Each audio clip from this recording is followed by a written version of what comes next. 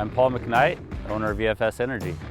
I'm really excited to be out here today at Wingate Elementary, where we're installing over 800 kilowatts of solar on both the rooftop and on the ground, as you can see over here.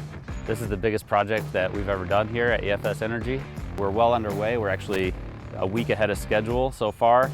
We're doing over 800 kilowatts of solar on the ground and on the building to power a portion of the school's energy usage here. If you can see, the house in the background there has some solar panels on it. That's probably about 8 kilowatts.